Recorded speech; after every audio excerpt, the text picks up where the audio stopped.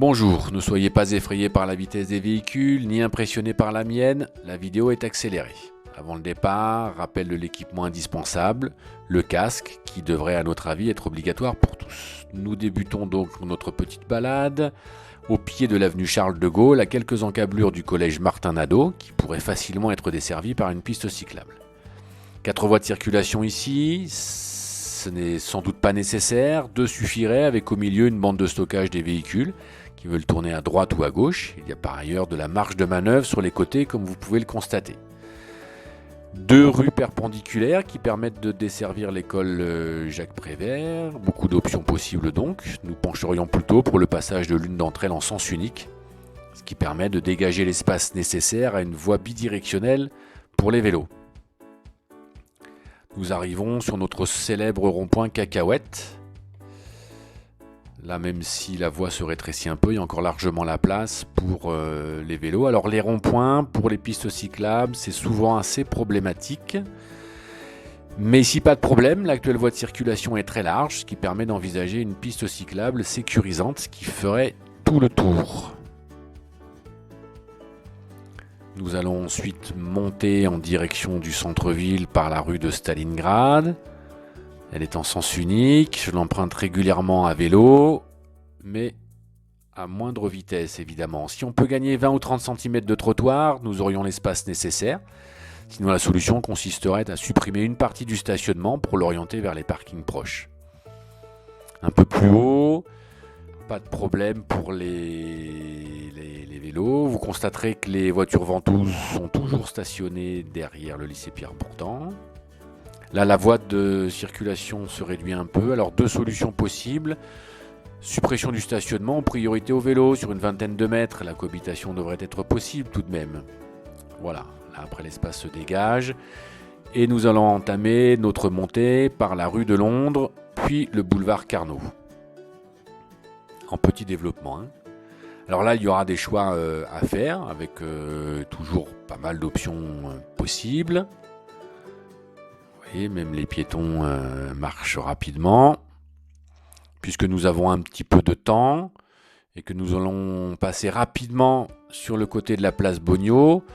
Profitons-en pour dire qu'il faut de toute façon y envisager une restructuration d'envergure dans laquelle le vélo aura naturellement toute sa place. Vous voyez les véhicules qui dépassent.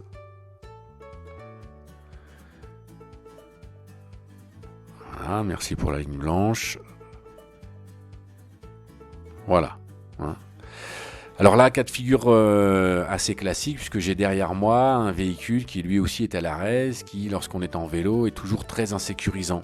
D'où la nécessité d'aménager des espaces de stockage des vélos au pied des feux, pour qu'ils puissent repartir tranquillement devant les véhicules en toute sécurité. Nous allons nous engager sur l'avenue de la Sénatorerie. Ici, comme vous le savez, des travaux ont été faits récemment. On a 2 voies de circulation et des trottoirs très larges. Donc globalement, tout le long de cette partie de la rue, si les élus l'avaient souhaité, les aménagements très confortables pour les piétons et les cyclistes étaient possibles. On peut desservir le collège Marouzeau. Puis nous allons descendre ensuite l'avenue de l'Or, qui elle aussi, à notre avis, a été refaite en dépit du bon sens. On a 2 voies de circulation, est-ce que c'est vraiment nécessaire? Et de chaque côté, des trottoirs qui sont trop étroits pour qu'on puisse y marcher à 2 de front. Une seule voie pour les voitures, une large bande bidirectionnelle pour les vélos et un peu plus de place pour les piétons côté jardin public. Voilà ce que nous aurions fait. Sur la droite, nous allons laisser l'avenue Pierre Mendès France, qui elle aussi pourrait aisément accueillir une bande bidirectionnelle pour les vélos. On a fait le tour du rond-point assez facilement. Là aussi, comme tout à l'heure, la voie de circulation est d'ores et déjà assez large.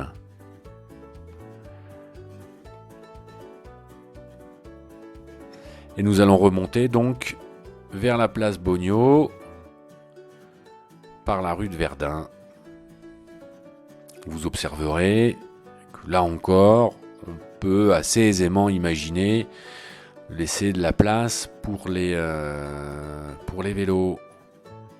Et voilà, c'est la fin de notre balade.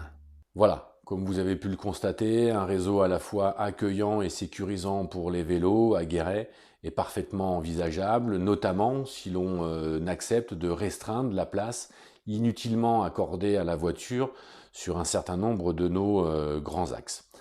Alors, bien entendu, parfois il faudra sans doute faire des choix entre le stationnement et les pistes cyclables, mais s'il y a plus de vélos, il devrait y avoir mécaniquement moins de voitures, et par ailleurs, il est tout à fait envisageable, c'est ce que nous préconisons, d'augmenter les places de stationnement pour les voitures dans les parkings. Nous ne disons pas que tout cela est simple, mais nous affirmons que rien n'est impossible et que, en particulier, s'il y a de la volonté politique, nous pouvons y parvenir.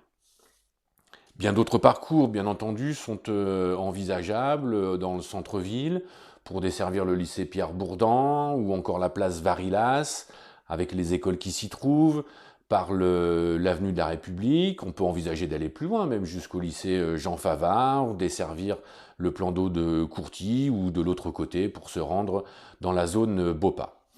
Comme pour le reste, nous sommes à l'écoute de vos propositions.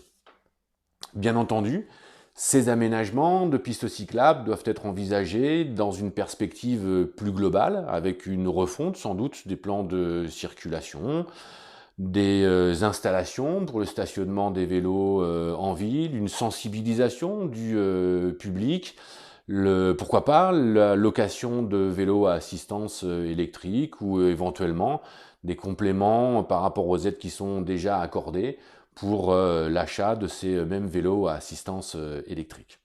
Voilà, c'est tout pour aujourd'hui.